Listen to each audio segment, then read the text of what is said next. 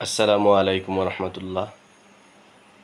প্রিয় বন্ধুগণ, আশা করি সবাই ভালো আছেন। আমি আল্লাহ রহমত আলহামদুলিল্লাহ ভালো আছি।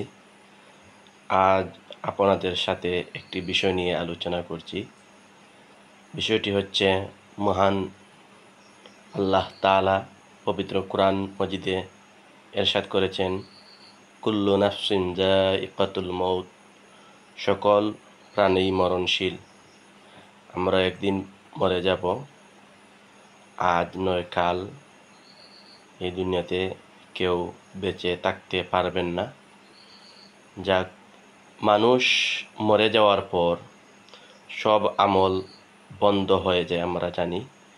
কিন্তু সব আমল বন্ধ হয়ে গেলেও তিনটি আমল জারি থাকে। এই তিনটি আমল নিয়ে আজ আপনাদের সাথে কথা বলছি। যতটুকু সম্ভব হয় আশা করি আপনারা এ থেকে কিছু না কিছু উপকৃত হতে পারবেন। মহান আল্লাহ তাআলা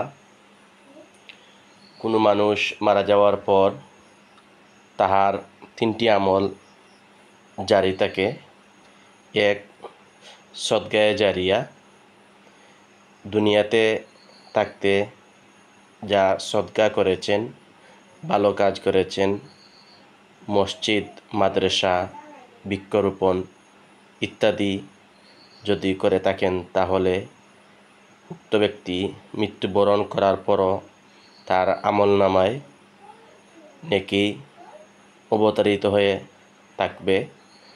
দ্বিতীয়টি হচ্ছে উপকারী ইলিম। দুনিয়াতে যদি উক্ত ব্যক্তি কোনো ইলিম রেখে যান, তাহলে মারা যাওয়ার পরও উক্ত ইলিম থেকে তাহার আমলনামায় সওয়াব অর্থাৎ নেকি অবতারিত হতে থাকবে। উপকারী ইলিম বলতে আমরা কি বুঝি? উপকারী ইলিম শুধু মাদ্রাসা প্রতিষ্ঠান থেকে হয় নাই, আমাদের পরিবার থেকে শুরু হয়ে থাকে এই ইলিমটা।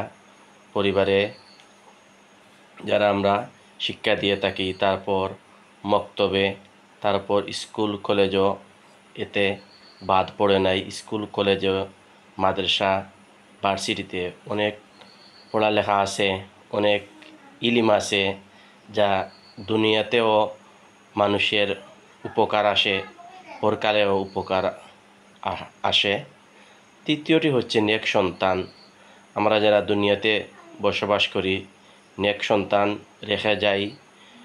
আমরা মারা যাওয়ার পর উক্ত নেক সন্তানেরা যদি আমাদেরকে স্মরণ করে, তার পিতামাতাদেরকে স্মরণ করে, কবরের পাশে গিয়ে কবরের জিয়ারত করে, মৃত্যু তারিখে ইসালে সওয়াব হিসাবে বিভিন্ন আয়োজন করে, তাহলে উক্ত ব্যক্তির আমল নামায় তার সওয়াব অবতারিত হয়ে থাকবে।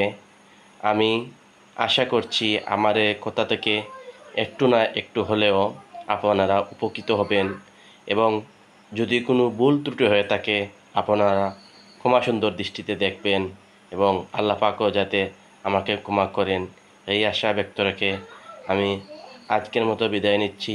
আসসালামু আলাইকুম ওয়া রাহমাতুল্লাহি ওয়া বারাকাতুহু।